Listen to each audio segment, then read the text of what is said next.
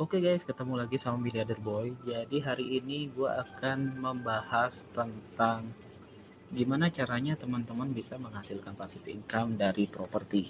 Jadi semua intinya adalah properti guys.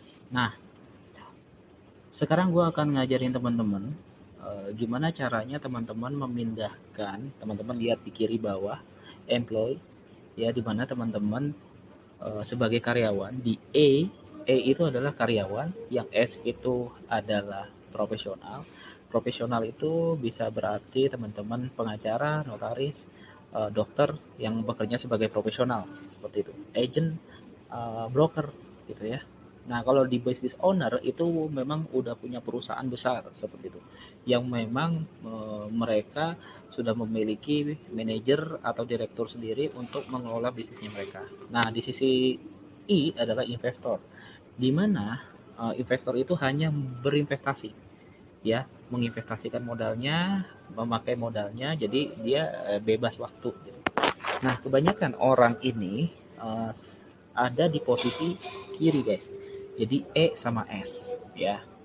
Nah, untuk mencapai pindah dari sisi kiri ke sisi kanan, mereka membutuhkan segitiga ini, segitiga yang ada di kanan, yaitu target, ya. Teman-teman harus punya target nih, kira-kira mau dapat income berapa, passive income berapa. Mungkin teman-teman mau buat bisnis, ya kan, buat bisnis, atau teman-teman pengen punya kos-kosan gitu kan, atau teman-teman kepengen kepengen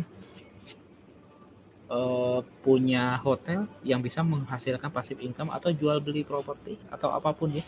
Jadi teman-teman, yang pertama kali teman-teman harus memiliki target. Ya, itu yang paling penting, target. Targetnya apa? Misalnya income 20 juta per bulan, 50 juta per bulan, itu adalah target. Nah, ketika teman-teman punya target, teman-teman harus memiliki yang namanya tim untuk mencapai impiannya teman-teman.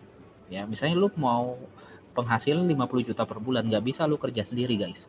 Ya, jadi ketika teman-teman mau kaya, mau sukses, ketika pengen penghasilannya 50 juta per bulan atau 100 juta per bulan, teman-teman nggak kerja sendiri, teman-teman harus memiliki tim. Ya, tim itu bisa operasional, bisa manajer, atau bisa bagian marketing, bagian kreator, desain, dan lain-lain. Jadi harus memiliki tim, ya. Nah, teman-teman sebagai entrepreneur, atau sebagai pengusaha, atau sebagai investor, membutuhkan skill khusus sebagai leader, ya. Jadi untuk memiliki tim yang bagus, tim yang solid, teman-teman harus memiliki jiwa leader. Ya, leader itu harus memiliki pengalaman yang cukup, ya, mengelola timnya kamu, gimana caranya ngajarin marketing untuk bisa jualan, gimana caranya ngajarin operasional, tim operasional, atau bagian brokernya, datanya gitu ya, produksinya gimana, marketingnya gimana, operasionalnya gimana. Jadi teman-teman sebagai investor atau business owner harus memiliki skill leader. Nah, kebanyakan orang itu di sisi kiri, di sisi E dan S itu tidak memiliki skill leader. Ketika dia tidak memiliki skill leader, pastinya mereka nggak akan punya tim. Ketika dia nggak punya tim, lu akan susah masuk target lu. Ya, makanya selalu kerja sendiri. Makanya karyawan itu ya kerja untuk dirinya sendiri, atau profesional ya mereka pinter, tapi mereka hanya bekerja untuk dirinya sendiri, tidak bisa ngajarin orang atau menjadi leader. Nah, teman-teman, ketika teman-teman mau pindah dari sisi kiri ke sisi kanan, business owner misalnya, contoh teman-teman pengen punya usaha bisnis gitu ya, teman-teman kan otomatis harus bisa memiliki target. Nah, target itu dijadiin kecil-kecil, di downgrade namanya. Misalnya teman-teman pengen penghasilan 50 juta per bulan, berarti 50 juta per bulan harus closing 50 cash. Ya, berarti kalau 50 cash bukan kerja sendiri, berarti harus punya 5 5 marketing yang dia closing bisa 10 cash per bulannya. Nah, itu berarti kan omsetnya bisa sampai 50 juta per bulan. Nah, kalau misalnya teman-teman mau pindah di sisi kanan sebagai business owner, teman-teman harus memiliki jiwa leader, di mana teman-teman harus ngajarin dulu, memiliki SOP supaya orang yang lu ajarin tuh ngerti.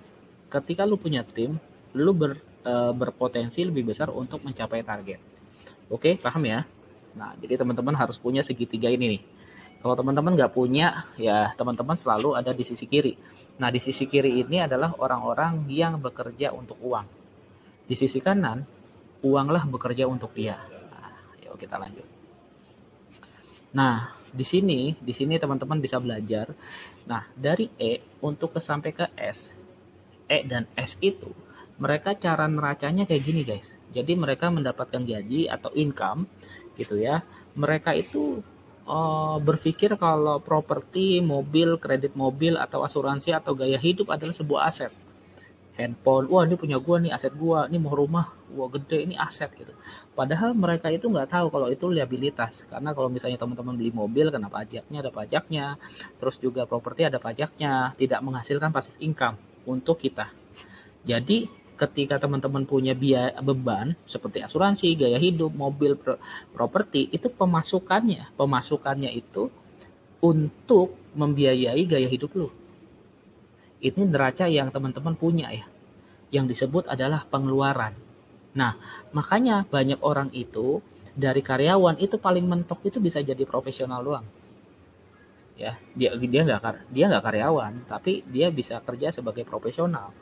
Dan profesional kalau lu misalnya lu nggak kerja, misalnya seorang dokter lu nggak kerja, lu ya udah nggak punya duit lagi, habis untuk biaya hidup lu, bisa bayar apotek apa namanya, properti, mobil, asuransi, ya kan, tabungan yang lu kumpulin berpuluh-puluh tahun ketika lu nggak kerja itu habis lama-lama karena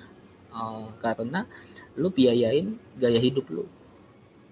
Terus gimana dong bang caranya supaya kita pindah dari sisi kiri ke sisi kanan? Nah ini teman-teman harus tahu ya. Nah, kebanyakan orang itu susah banget untuk dari sisi kiri, dari sisi kanan karena tergantung mindsetnya, tanda kutip mindset. Makanya di sini gue mau ngajarin teman-teman nih, mindset yang benar ketika teman-teman dari sisi kiri pindah ke sisi kanan, dari profesional atau karyawan pindah ke business owner dan investor. Dan ini cara gue sebenarnya uh, ini cara gue, rahasia gue untuk bisa bebas finansial, dimana ya sekarang udah punya beberapa properti yang bisa menghasilkan passive income.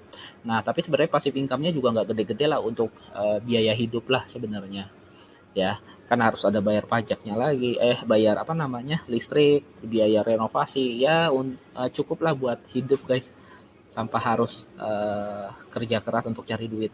Tapi di sini gue udah berhasil membuat uang tuh bekerja untuk gue, seperti itu. Atau dari bisnis lain, ya kan, gue bisa mendapatkan penghasilan. Nah, yang paling penting nih teman-teman harus tahu di sini nih. Nah, ini aku udah kasih tahu ya. Jadi kalau misalnya teman-teman anggap aja teman-teman bisa nggak ya, kalau misalnya dari karyawan terus langsung punya bisnis owner itu kan butuh waktu puluhan tahun gitu kan, ya kan, puluhan tahun, terus juga harus punya pengalaman, bisnisnya harus besar, profesional ke bisnis owner juga agak susah.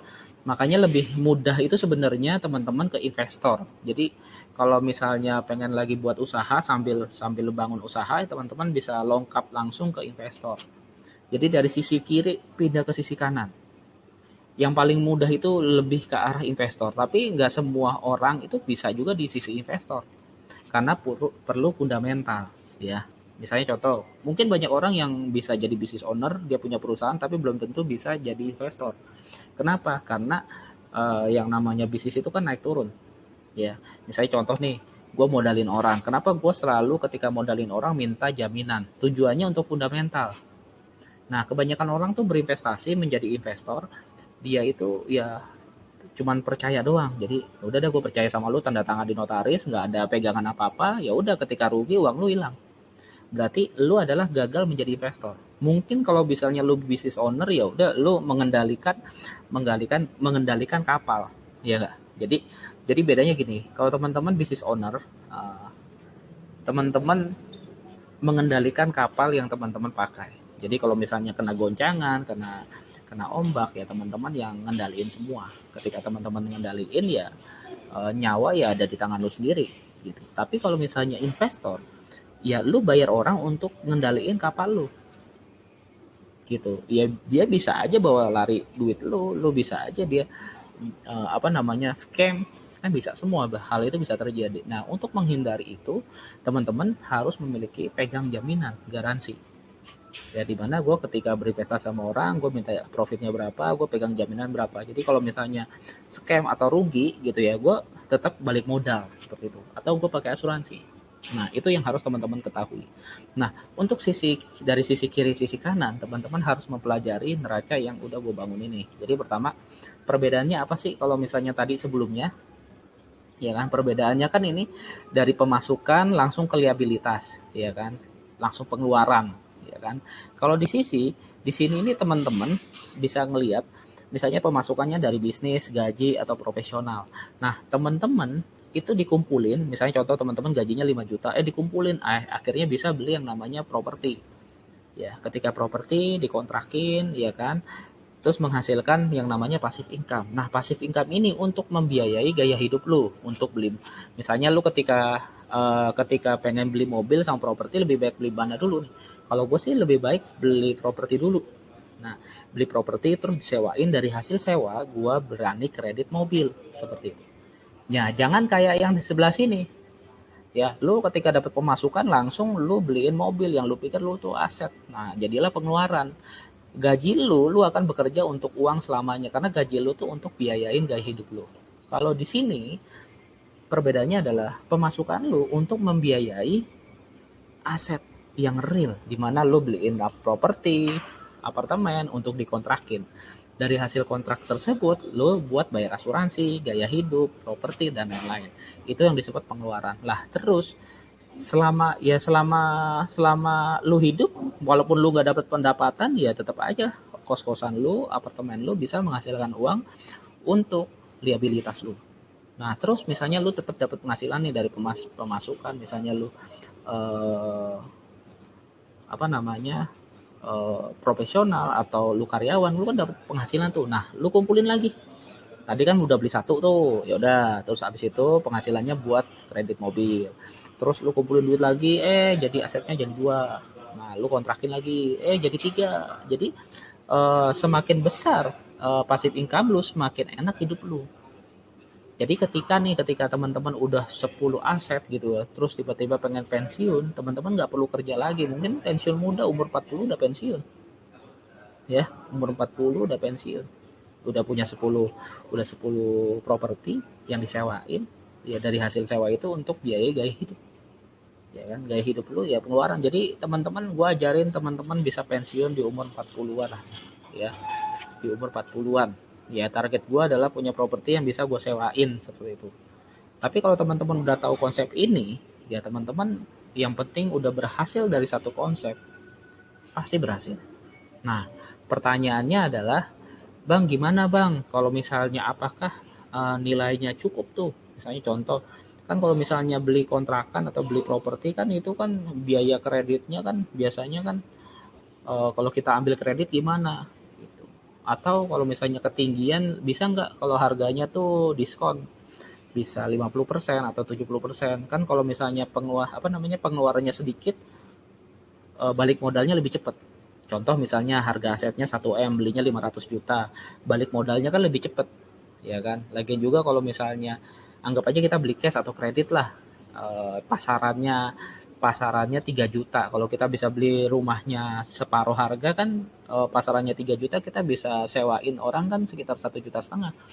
Kemungkinan cepat lakunya. Jadi semakin propertinya tuh murah, semakin eh, sewa lu tuh semakin cepat laku karena lu kan udah beli di bawah harga pasar gitu.